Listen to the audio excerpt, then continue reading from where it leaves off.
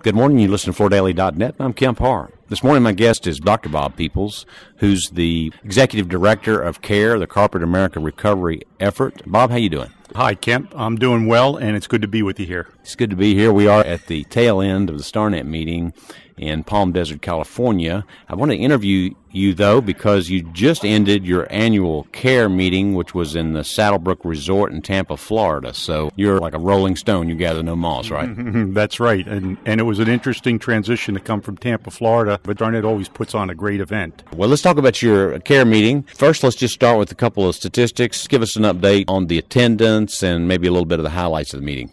Well, we had about 130 people at the meeting, which was quite a nice event. It was a good dynamic exchange. There wasn't a lot of sessions where people just sent back and then we asked for questions and nobody raises their hand. This is a very dynamic group that's willing to get engaged and, you know what, ask tough questions. So we addressed some challenging issues, but at the same time we did it with respect and with the positive attitude that we're looking for solutions to some challenging problems.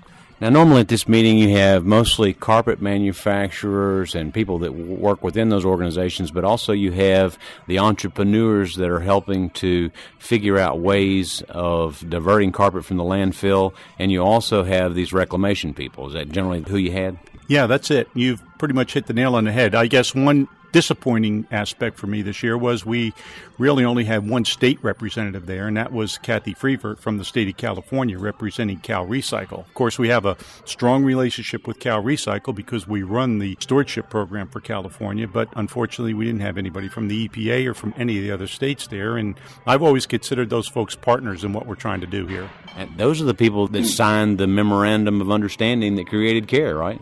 Right. And I think if you ask them, which I've spoken to a lot of them since I've been back, budgetary issues are the single biggest issue they're dealing with. They don't have the money for travel, and they can't get permission to travel out of their state. Okay.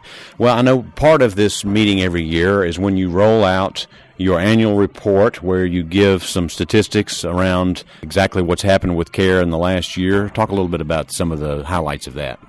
Yeah, we released our 2012 annual report, which is based on the survey that we conduct every year. The survey went out to all the members of CARE, which right now numbers over 450, and we're up over 10% for the year 2012, so I'm excited about that. Of course, there's a lot of folks in there that aren't primarily involved in collection or recycle. There's a lot of dealers as part of our network. So there's probably about 4 dozen or so, which are the core group of carpet collectors and recyclers. And from that core group, we got excellent response to the survey, so I feel like our data is pretty strong. The big news is that for 2012, the total amount of carpet diverted from landfills was 351 million pounds, which is a 5% increase over the year 2011. So we continue to grow in the right direction, and given the climate that we're in, a 5% increase is not bad. We added a few new collectors to our survey this year, and that helps as well get the numbers from everybody that's involved. Of that 351 million pounds, 294 million pounds were recycled, and that's up 17% versus 2011. So again, a big step in the right direction. When we started the CARE initiative back in 2002, there really was no carpet going back into carpet. In 2012, I think we should all be proud of the fact that almost 30% of the carpet that gets recycled actually goes back into carpet, either into the face fiber or into the backing.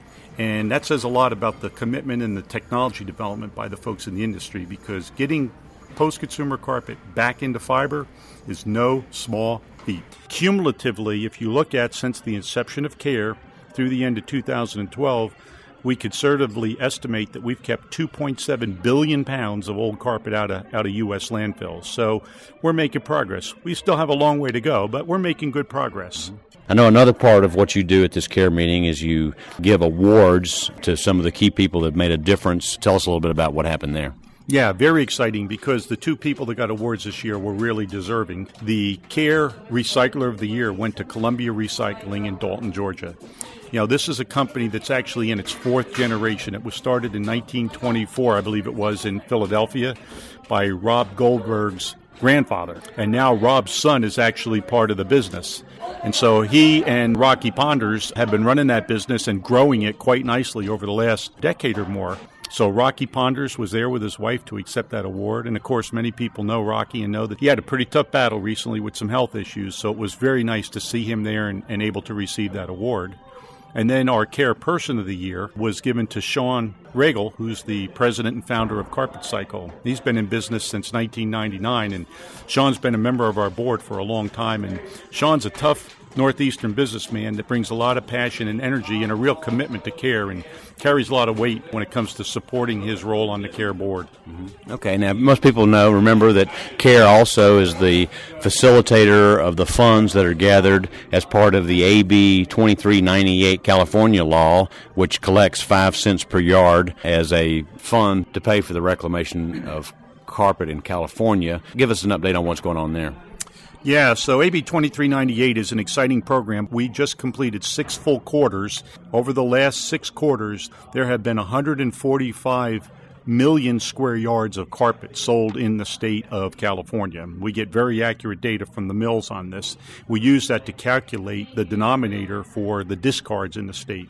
So over that time period, we estimate that 343 million pounds of carpet was actually going to the landfill. We recovered 112 million of those pounds, and the recycled output from that 112 million pounds was 60 million pounds. We've also paid out over the 6 quarters $3.3 million to the recyclers, both in and outside the state of California, because anybody's eligible for a subsidy provided they're processing carpet derived from the state of California. Okay, well, those are impressive numbers. So were the people in California pleased with these numbers? Well, I think generally the answer is yes. If you look at the data and you were to put a plot up in front of you, how many pounds have we recovered from the landfill? How many pounds are going to high-value recycled output? The numbers continue to grow, so the slope is in the right direction. And it's been increasing pretty much on average quarter over quarter. We do see seasonal variability, which you'd expect tied to the selling season, but generally California is running somewhere in the 35 to 40% recovery range of material that was going to the landfill. And that's it's quite a bit higher than it is on a national level in the U.S. Mm-hmm.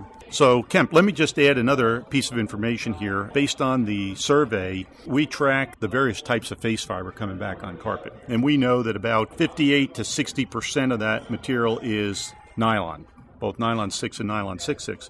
But we've seen a real jump in recent years on PET. In fact, in 2012, conservatively, 25% of what came back was PET. The reason I want to emphasize this is that we don't have outlets for PET. The only real viable outlet today is it can go into fiber pad, but that represents such a small part of the market that we got a big challenge with PET. It's growing and no outlets.